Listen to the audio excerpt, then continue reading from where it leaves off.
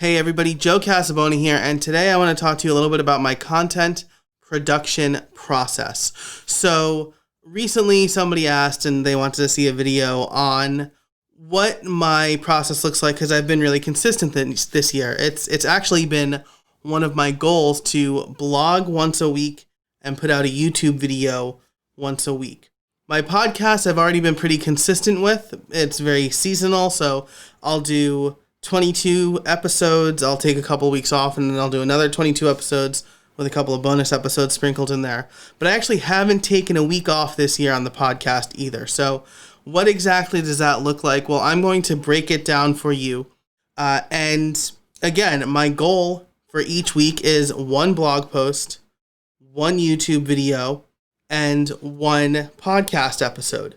And I should say that the YouTube channel actually gets 2 videos per week, but one is the auto publishing of my podcast onto my YouTube channel, so I don't really count that. And then I also have another weekly podcast called Start Local that I do with my friend Liam Dempsey. So all in all, I'm doing about 4 pieces of content a week.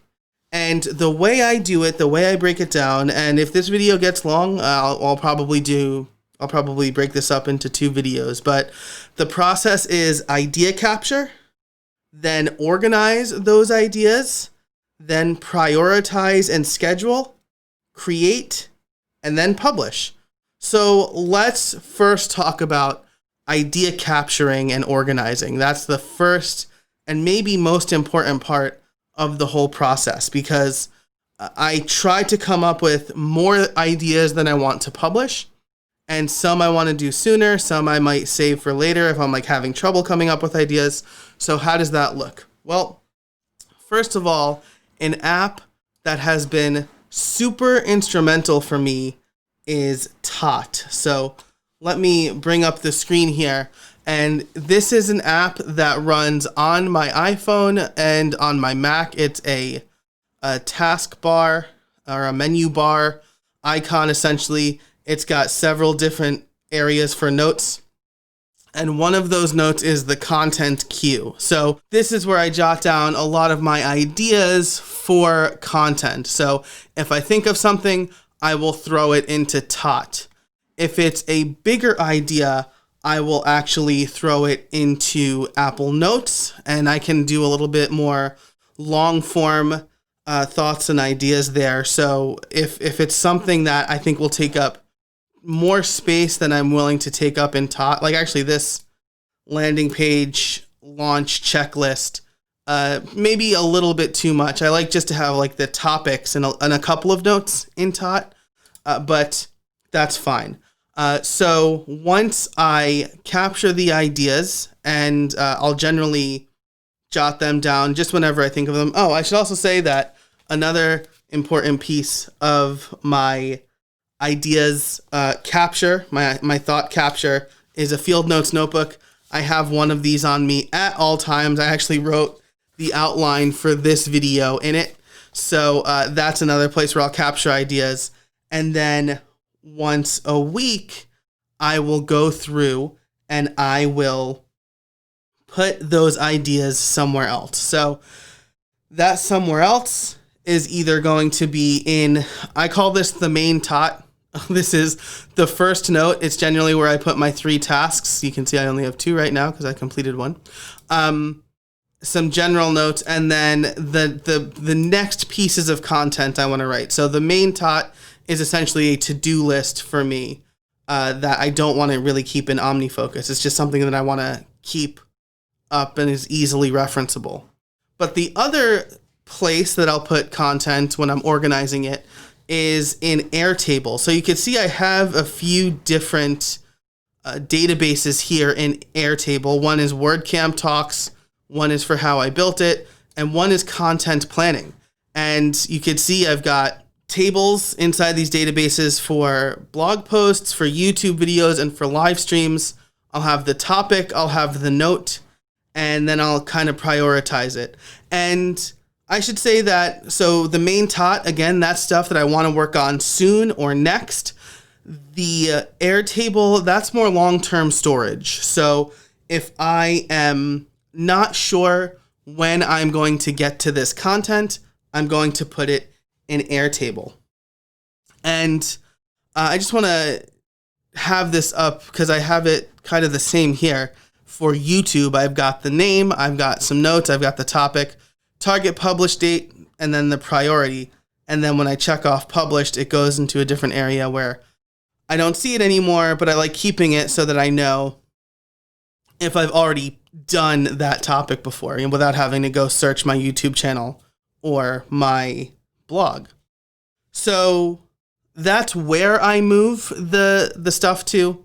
The way I organize it is I'll think of, or the way I prioritize it, I should say, is I'll think of timeliness. Is this news or a question that somebody asked me that needs to be answered more quickly than just going into long-term storage? So, for example, my What's New with WordPress 5.5 video that came out the same week that I'm recording this video, WordPress dropped like 12 hours before that video dropped. So WordPress 5.5 came out that day. I created the video and edited it, and then I scheduled it for the next day on YouTube. So that is a timely video. I also think about interest. How interested am I in talking about a particular topic at a particular point? Is it something that I can do pretty easily without a lot of prep because like I'm feeling, kind of unmotivated that week? Or is it something that's going to require a lot of setup and a lot of thought? So a lot of the videos I've been doing lately, because I've been working on a book and my son was just recently born and I had a Linda course, like July was an insane month for me. So I was able to schedule a bunch of stuff out, but I wanted those videos to be kind of fast, kind of quick, because I didn't have a lot of time to prep. This video, I put a little extra thought in, and while I didn't script it, it's probably obvious I didn't script it, I did outline it and talk about the things I want to think about. That's why I know it's going to be a two-parter. So that has a lot to do with it, interest, timeliness. And then the other thing is, how do these videos align with my own projects? So maybe you'll notice that some of my videos coincide with a product launch. I did a couple of videos around podcasting when Podcast Liftoff came out. I have a couple of videos planned around HTML and CSS when my book comes out next month.